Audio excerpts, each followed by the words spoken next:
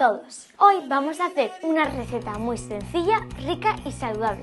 Gofres de boniato. Antes de empezar me he lavado muy bien las manos y me voy a recoger el pelo.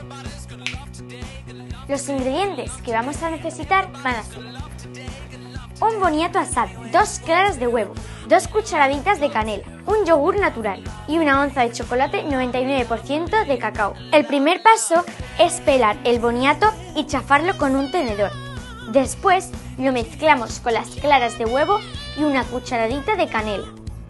Vertemos la mezcla en unos moldes para gofres y la horneamos durante 10 minutos a 180 grados centígrados. Cuando esté listo lo dejamos enfriar un poco para desmoldar. Mientras se enfría, mezclamos el yogur con una cucharadita de canela. Después emplatamos los gofres poniendo la mezcla de yogur y canela encima. Y si nos apetece podemos rallar un poco de chocolate. Ahora lo que toca es disfrutarlo. ¡Feliz cumpleaños! Buenísimo. Hola, soy Fabio y hoy voy a hacer una galleta de avena y chocolate. Hoy para esto necesito avena, harina integral, azúcar moreno, mantequilla, huevo, chocolate, lo que tú quieras de chocolate, levadura y un poquito de sal.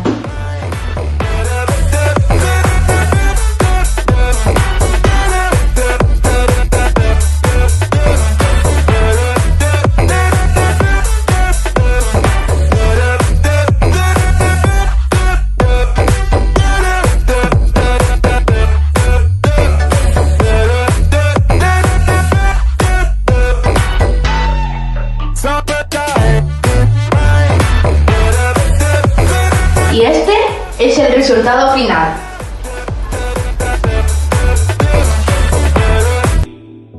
Hola, hoy vamos a preparar un bizcocho de chocolate natural con solo 50 calorías el bizcocho.